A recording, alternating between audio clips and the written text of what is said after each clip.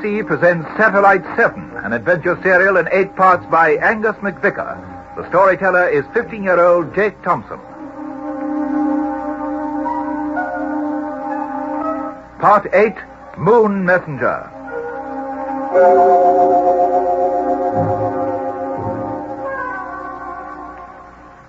We had captured our spy, Harry Carmichael. Now Satellite 7 was approaching the Earth on its return journey. Would it land safely? Had it brought back pictures of the hidden side of the moon? Professor Walters was quiet and tense as he and his assistants prepared for the landing. Roderick, take the count, please. Right. Give me a second to adjust the tuning. Listen to the blips on the radar screen. Yes, speeding up as she comes closer. Henderson, Hackett, you ready? Right, sir. Okay, sir. So after all the commotion, my memoirs will have more chapters than I thought. I shouldn't wonder, Hackett. I'm so excited, Granny. I'm sure, dear. But there's nothing to be afraid of now. Evil has gone from Shuna. All set, Professor. 850 miles, temperature 376. Thank you. Circuit 1, please. Circuit 1, contact! Emergency demolition, stand by. ED, standing by, sir. 700, temperature 389. About 400 miles from the limits of the Appleton lair. They'll be breaking any moment now, Jake. Well, this is even worse than the launching. 650, temperature 407. TPC jets, action. TPC jets, action, sir. Thrust 50%. Slowing down, sir. 31 miles per second. Good. She left the atmosphere at about 13 miles per second. They must get her down to that. Gosh. Steady as she comes, sir. Gyro steady. Watch her closely. 450, temperature 473. 24531. TPC jet, 75. 75, sir. 400, temperature 497. 17.18. Good. TPC jet, 100. 100, sir. 370, temperature 510. She's almost reached the ionosphere. Just about. The temperature will shoot up now. Quiet, boy. 340, temperature 682. See it shooting up. 13.20. A little too fast, Broderick. Depends which part of the Appleton layer she struck. Gyro's mucking about a bit, sir. Hold her, Hackett. She's out of the vacuum now. I'm doing my best, sir.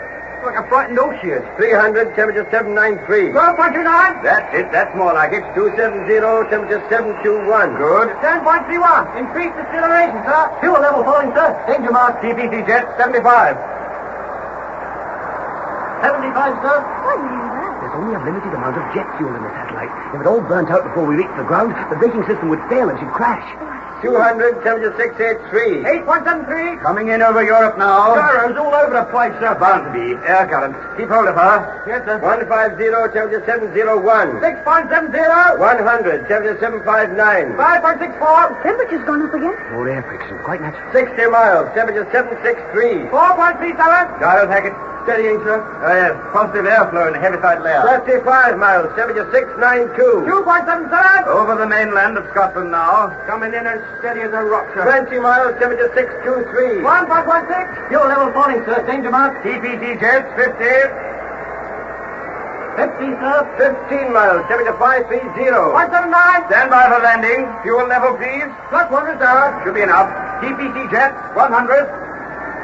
100, sir. Blimey, now she bumps. Hold her, man, hold her. 5 miles, temperature 413. Exactly right. 119. Parachute release, stand by. Standing by, sir. Fuel level 0, sir.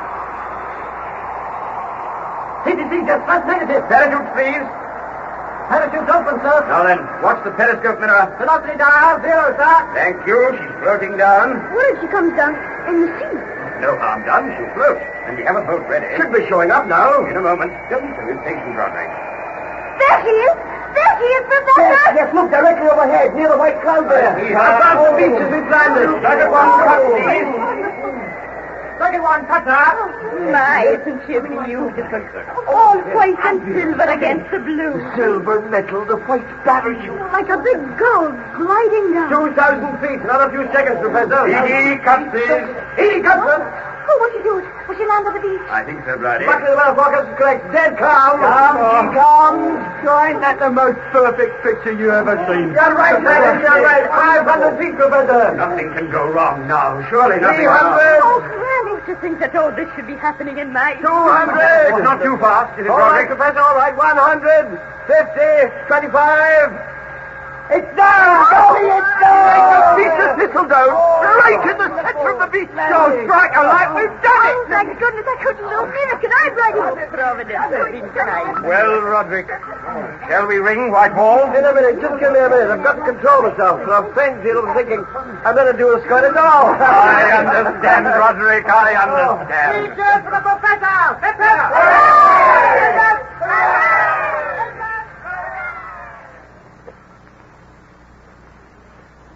Later that evening, 3 helicopters flew in from the mainland. One was to carry away the spy, and also to take aboard one of the cameras from the satellite, so that the film could be processed. In case of accident, the film from a second camera was kept in Schooner to be developed in the station lab. The other 2 helicopters were crowded with reporters and scientific experts, newsreel cameramen, and they were all desperate for information. At 11 o'clock that night, in Mr. O'Neill's room at the cottage, we listened to a special radio feature describing the events of the day. Towards the end, the announcer said, And now we are all waiting for the film to be processed. The film of the hidden side of the moon. What story will it tell? What secrets will it reveal? Technicians will be working all night, but the process is long and delicate, and no one can afford to make a mistake. And with that feature program about Satellite 7, we come to the end of broadcasting for today. It was a good program. Good night, everyone. Put together in quick Good time, night. too. God, that was super. Yeah. Wonderful. Oh, but I'm sure you're all starving after all the fuss. I have a cold chicken in the larder. So finish, Miss Brady. You and I'll go and set supper in the kitchen. Right, oh, Granny. How on earth you two can think of food beats me? Do you realize that at any minute now, Billy Hackett is due with the first pictures of the back of the moon? You can't live on pictures of the moon, Father. Oh, you never spoke a truer word. Come away, dear. If it wasn't for us women, there would be no men to send up rockets at all. They would starve to death. You've got something there. She certainly has got something there. Oh, wonderful old lady. She seems so different tonight. I expect it's because we don't suspect her anymore. I feel the same. In fact, everybody seems different. Even you, Mr. O'Neill. I know. Suspicion like that is mud in a pool. Stir it up and the whole picture becomes ugly and goes out of focus. Tell us, Mr. O'Neill, how did you first suspect Carmichael? We saw Billy hand the envelope to you last night on top of the cliffs. For a minute, I thought you and Billy were the spies. Yes. Well, late one night when the professor and Roderick McIntyre were out having their usual exercise, Billy saw Carmichael in the professor's room, speaking on the radio telephone. That was suspicious itself. And Billy told me about it. I didn't say anything to the professor. After all, Carmichael might have had special permission. But when were you sure, though? Yesterday afternoon. During our visit to the station, I asked Billy to search Carmichael's room and meet me later on the cliffs. Well, he did find something. 2 letters. Both sound H. Carmichael in different handwriting. See, Jake, man. That was even more suspicious. But still not conclusive proof. So we bided our time, taking the precaution, as you know, of removing the bullets from Carmichael's revolver and substituting blanks. Just as well you did. This morning I took along a revolver myself, in case of accident, you know. But fortunately, I didn't have to use it. Well, that just about explains everything. No wonder you got a shock when you heard me talking to Billy about changing the ammunition. What did happen to the real Carmichael? I heard you talking about it with one of the reporters. Apparently, the spy could have been his twin. Though that didn't really matter much, for his men hadn't seen him before he was due to join them here some months ago. He was on detachment from a station in Lincolnshire. As a matter of fact, the real Carmichael was kept prisoner in a house in London. No. He got clear late this evening when his captors heard the news and beat it. Lucky for him. As you say, Jake, lucky for him. Wonder who this is. Come in. Hello, Billy. Come on, Billy. Come on in. Miss Bridie said you was in here discussing affairs of state. More or less. Have you got the photographs, Billy? Yes, I've got a few stills, as you call them. Sensational, that's what the eggheads tell me. How do you mean, Billy, sensational? Well, I can't see much in them myself, but then the prof, he says you have to be a trained observer to appreciate what they mean. Oh, for goodness sake, show us them, Billy. Oh, all right, just a minute. Yeah. Have me in this little case. There. 3 of them. What a moment this is. It's really something to be among the first dozen people in the world to see the other side of the moon. You're right, Tony. It don't look much different from the photos of the side we see. The same ring walls, the craters, and the same rills and rays. Well, that's what I said. But the prof and Mr. McIntyre, they don't agree. This one here, for instance. Look, this mountain here. Yes, what about it? Well, everything's quite clear-cut. Except the top of this mountain. There's some kind of fuzz around it. The eggheads say that is a snowstorm. By Jove, it could be. And in that case, there must be an atmosphere in that region at any rate. And this one here. Look, this photo. The deep valley below the mountain. Oh, yes, it's all covered with dark patches, like spots of an ink blotter. The prof says that is vegetation. A kind of moss, he thinks. The photo was taken in what you might call the moon morning. Look at them shadows, see? Oh, yes. Before the heat of the sun could shrivel up anything growing. I believe he's right. This is proof positive that at one time the moon did have an atmosphere. It may be nearly all gone now, but from this evidence some pockets still remain. Well, that's what he said, the prof, I mean. But wait, here's the payoff. This third photo here, of the same valley, at a different angle, though, see? See anything peculiar?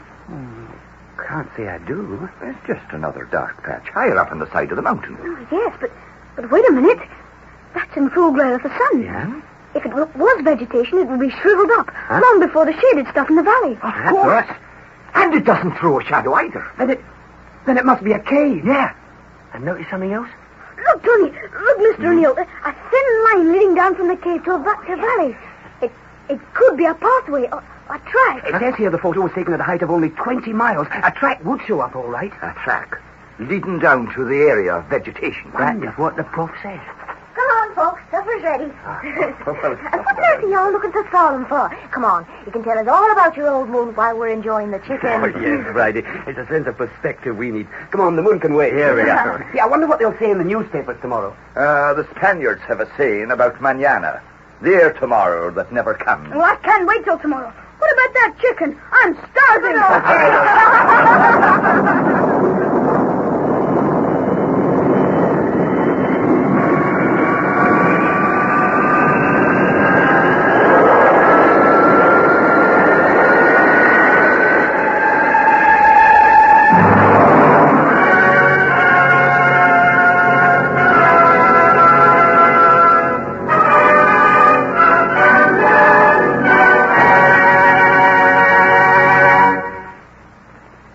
That was the final episode of Angus McVicker's adventure serial, Satellite 7, produced in the Scottish studios of the BBC.